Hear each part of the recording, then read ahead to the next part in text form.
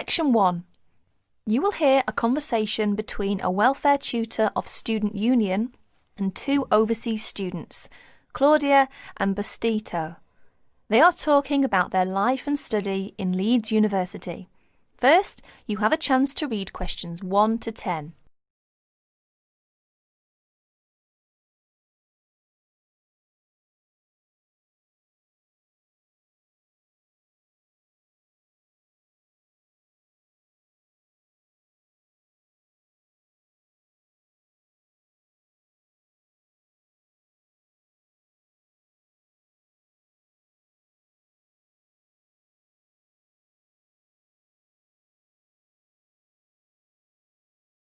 Now listen carefully and answer questions 1 to 10. Excuse me, is this Welfare Office of Student Union? We've wandered outside for a long time. Yes, this is the Welfare Office. We're students from Architecture faculty. Our Professor Thompson asked us to come. Ah, yes. You must be Claudia and Bautisto. How are you? Your professor has mentioned your names through the telephone. Fine, thank you. As a welfare tutor, my job is interviewing overseas students and help. Therefore, your arrival doesn't mean you will tackle the problems alone. I have a lot of things to ask you.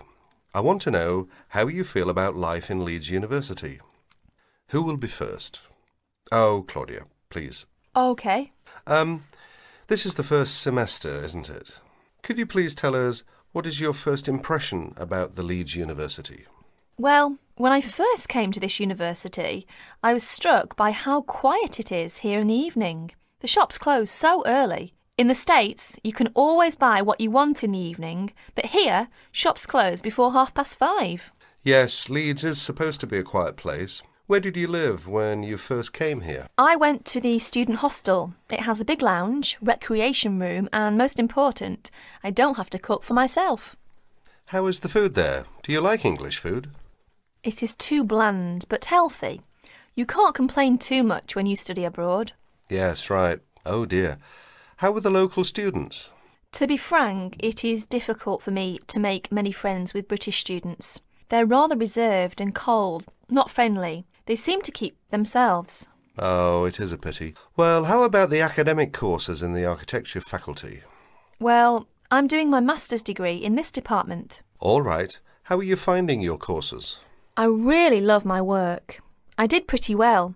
I've enjoyed the courses, but the lecturers are very busy, and you hardly have contact with them.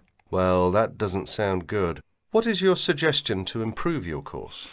Well, in my opinion, I think it is advisable to have regular meetings with lecturers. For example, once a week or a fortnight.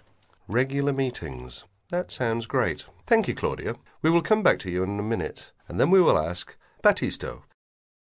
Batisto, are you from the Philippines? Manila, to be exact. And how did you feel about the Leeds University when you first came here? Interesting. It is an interesting place. The city is beautiful. Everywhere is green and lush. It is very cool in summer. I like summer here, but the winter is awful. The drizzle is terrible. Everywhere is cold and wet. How about your accommodation? Do you like it? Well, at first I lived with a family. They are friendly. They have twins. They are of the same age as me, and we all like soccer very much. However, it is noisy and difficult to study. Oh, I see. 2 months ago, I moved out of the family and now live in the student dormitory with another 3 students. It is much cheaper. They are very friendly, and I like to live there. And what about your courses? Do you like it? I am doing my bachelor degree. Apart from language difficulties, how do you find out about your studies? Well, but... Yes, go on. The main difficulty for me is that the computer centre closes so early, and it is always busy and crowded. Students are fussy about it. It is very difficult for me to practice my work. You are not the only person in that position. But can you reserve the computer room? No, we cannot. But it would help if we could reserve the computer time. Yes, I'll look into that and see if we can improve the things over there. Now let's go back to Claudia. That is the end of section 1. You will have 30 seconds to check your answers.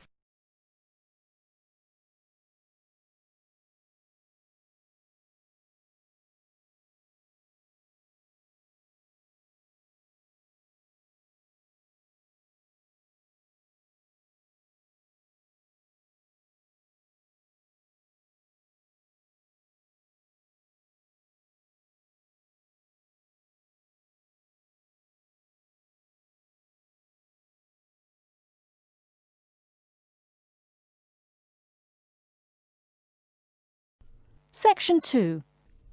You will hear a conversation between a visa officer and an applicant. You have 30 seconds to read the questions first.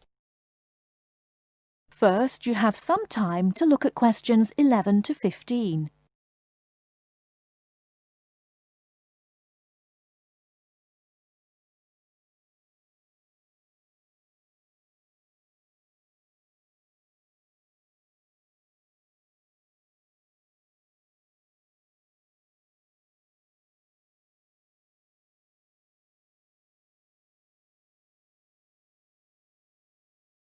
Now, listen carefully and answer questions 11 to 15.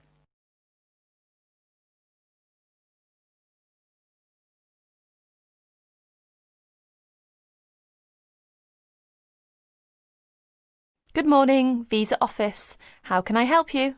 Good morning. I'd like to apply for a visa to Australia, please. Certainly, sir. I'll just get a form and then I'll need to take some details down. OK, here we go. Right. Can I have your name, please? Yes, it's Akamora, Kelly Akamora. How do you spell that, please? K-E-double-L... No, your family name, please. Oh, sorry. It's O-K-A-M-U-R-A. O-K-A-M-U-R-A. And your address? Apartment 106, Kingston Street, Hawaii. Kingston Street, Hawaii. Yes, that's correct. So you're an American? Actually, I was born in Japan, but moved to Hawaii 6 years ago. And can I have your age, please, Mr. Okamura? I'm 32. Are you married? Yes, I am. My wife's Chinese. And will your wife accompany you to Australia? Yes, she will. Before you hear the rest of the talk, you have some time to look at questions 16 to 20.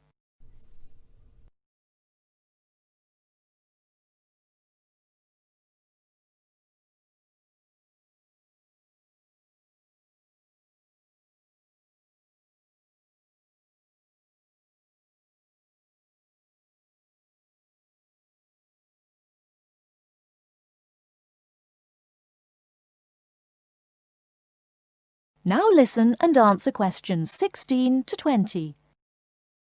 And will your wife accompany you to Australia? Yes, she will. In fact, that's the reason we want to go. Her sister lives in Sydney. And do you have any relatives living in Australia? I used to have an uncle, but he died several years ago. Now there's only my sister-in-law and my wife's cousin. So the purpose of your trip is to visit your wife's relatives, am I correct? Well, not exactly. Mainly because I have my own trading company and I will be looking for business opportunities. Although I do want to do some travelling as well. You know, see some of the sights, that sort of thing. Although I don't intend to work in Australia. And your wife, what will she be doing? She'll be studying English. She wants a student visa. And how long do you plan to stay? About 1 year, I guess. Well, I'm afraid a standard tourist visa is only valid for 30 days, although in your case, we can issue you with a business visa. Business visas last for 6 months, but you will be able to renew it. We can give your wife a 12-month visa, though. 6 months is okay, so what do I need to do now? Come along to the office any time during weekdays, but it must be office hours. We close at 5:30. And bring along 2 passport-size photos, and your passport, of course. Your wife will also need 2 photos, so that's 4 passport-size photos in total. Okay, thank you for your help. Bye. Bye. That is the end of section 2. You now have half a minute to check your answers.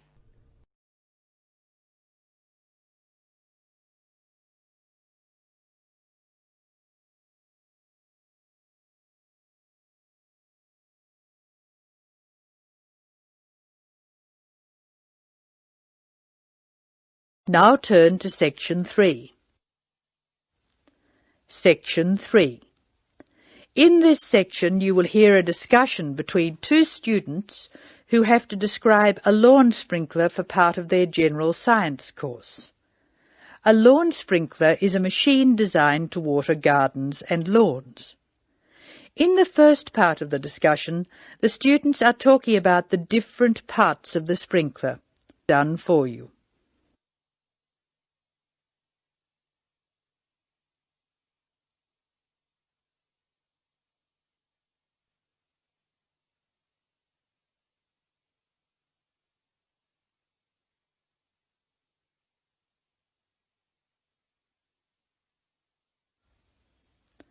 Now listen to the conversation and label the parts of the sprinkler on the diagram.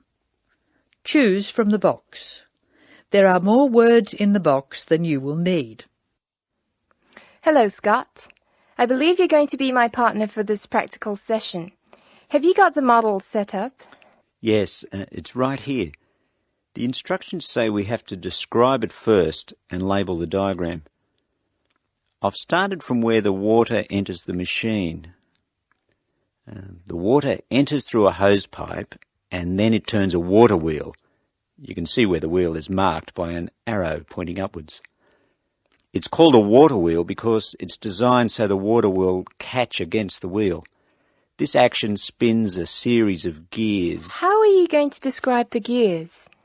There are 2 worm gears, one vertical and one horizontal. The horizontal worm gear drives a circular gear. That gear is connected to a crank which changes the motion. The crank is already labelled. Do you see the 2 white arrows? I see. Okay. The water has passed across the water wheel. Then what? Okay. Then you could say the water passes through the spray tube. Yes, I see.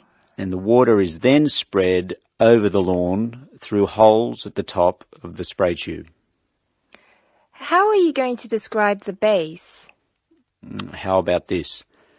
The sprinkler stands on a base consisting of 2 metal tubes which join at a hinge at one end and continue into a plastic moulding at the other. That's certainly starting at the bottom. Do you want to mention that there's no water in the base? I don't think that's necessary. If you look at the diagram, it's easy to see that the only metal tube to contain water is the spray tube. You can actually see the water coming out of it. Now listen while Linda and Scott's instructor, Mark Stewart, talks to them. Answer questions.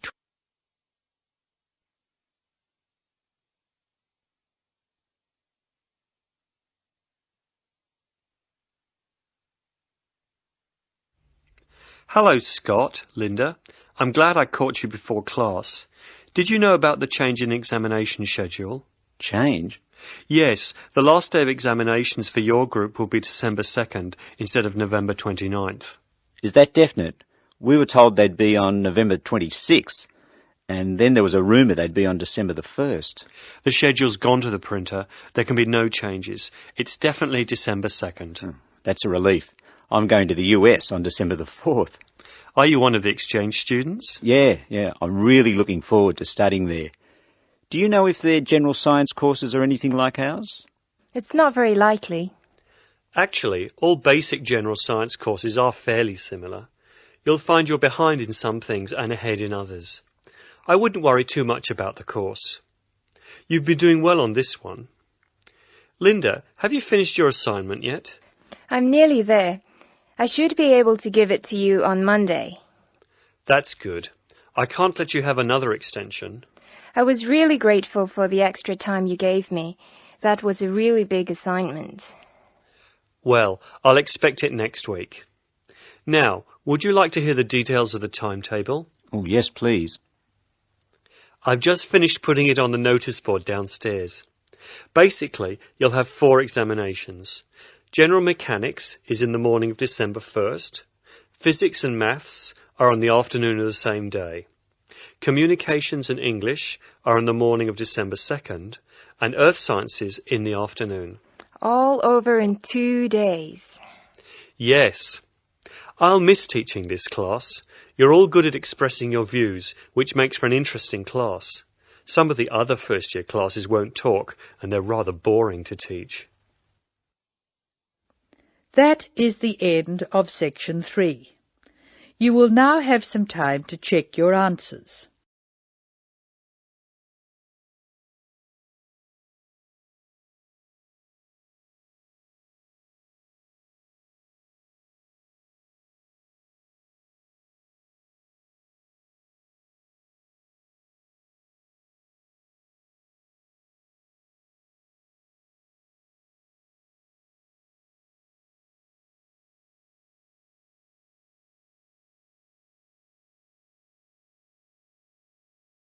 Section 4. In this section, you'll hear a conversation between a tutor and a student about the strategies of note-taking. First, you have some time to look at questions 31 to 40.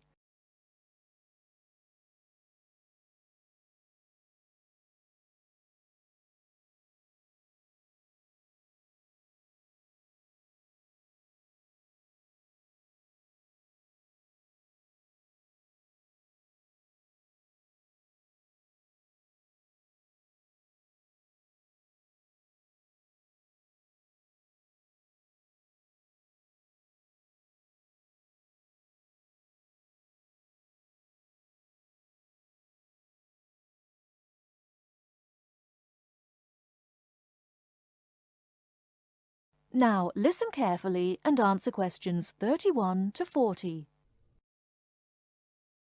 Hi, Mr. Smith. I wonder whether you can spare several minutes with me. Sure. What's your name, please? John Murray. Good, John. What can I do for you? Well, I am a freshman in the communication faculty. I quite enjoy the life here, except for the difficulty I have in the lectures. You know, I find it difficult to take notes when I listen. If I take notes on my notebook, I can't concentrate on the lecture. But I feel frustrated after the lecture if I don't write down anything. As we know, note-taking is a complex activity which requires a high level of ability in many separate skills. At least 4 important skills are needed. 4? I don't expect so many. I think that needs 1 or 2 skills. Firstly, you have to understand what the lecturer says as he says it. That means you should try to develop the ability to infer the meaning of unfamiliar words from the context. You cannot stop the lecture in order to look up a new word or check an unfamiliar sentence pattern. Yes, that puts the non-native speaker like me under a particular severe strain. Often I may not be able to recognize words in speech which I understand straight away in print. So the ability of inferring is important. Of course, you won't always be able to do this successfully. You must not allow failure of this kind to discourage you, however. It's often possible to understand much of a lecture by concentrating solely on those points which are most important. But how do I decide what's important? Well, that's in itself another skill I'd like to tell you. At first, the most important piece of information in a lecture is the title itself.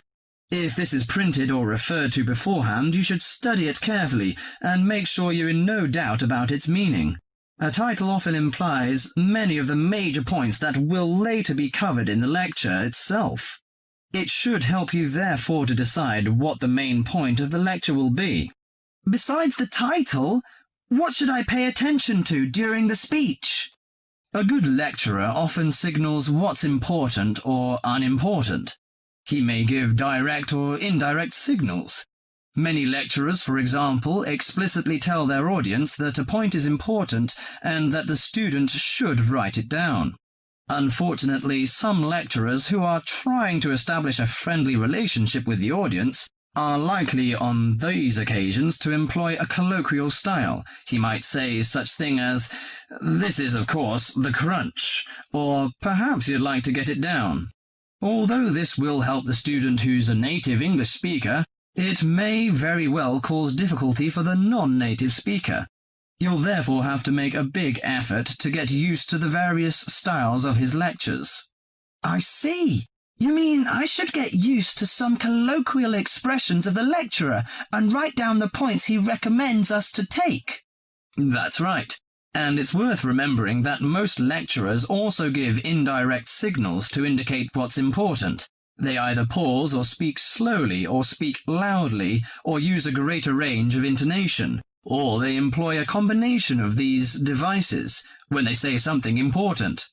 So, I should be aware of this and focus my attention accordingly.